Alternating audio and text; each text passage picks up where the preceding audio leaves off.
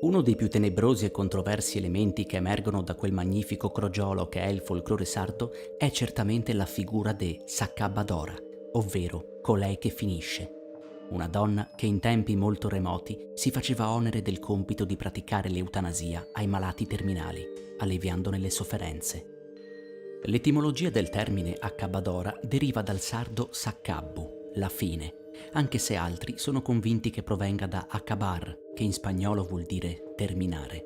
In accordo con la tradizione, queste donne erano particolarmente attive nell'area geografica che comprende le regioni di Gallura, di Marghine e di Planargia.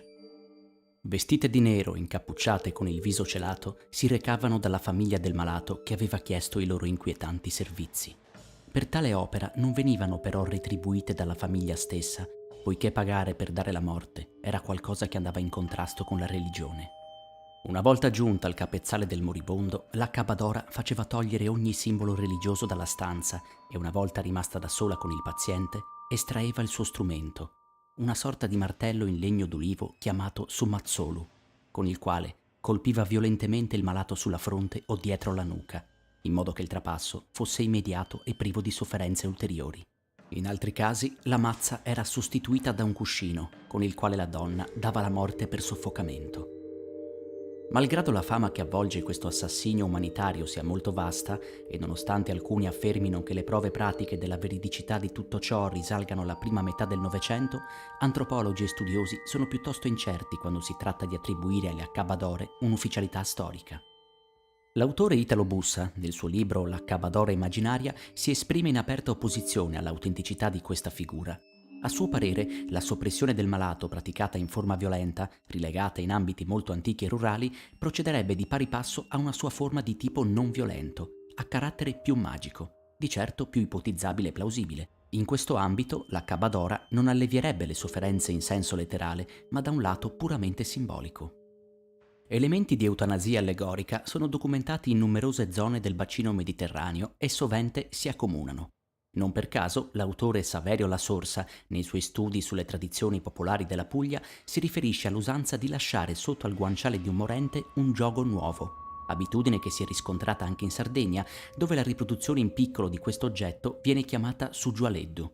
Questo perché era credenza assai diffusa che un difficile trapasso fosse causato da una grave colpa. Lo spirito si rifiutava di disgiungersi dal corpo, provocando agonia e dolore.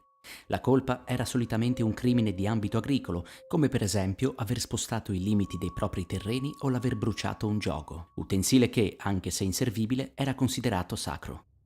Porre l'oggetto origine del problema o un suo simulacro accanto al malato, secondo la visione di allora, recava sollievo e facilitava la separazione dello spirito, che calmo e appagato poteva passare oltre.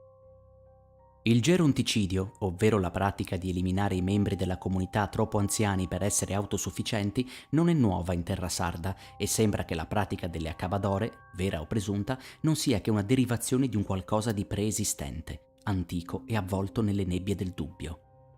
Lo storico siciliota Timeo di Tauromenio asseriva che le antiche popolazioni che abitavano la Sardegna fossero solite compiere veri e propri massacri di persone anziane per mano dei loro figli maschi, il tutto contestualizzato in un rituale in onore del dio Crono.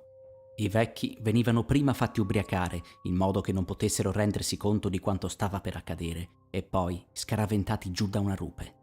Altre fonti che accennano al rituale, invece, affermano che alle vittime veniva somministrata una pozione a base di un'erba velenosa, identificata dall'Università del Piemonte Orientale come l'oneante crocata, la quale contiene una neurotossina che induce i muscoli facciali in uno spasmo simile a un sorriso, dal quale deriverebbe l'espressione riso sardonico.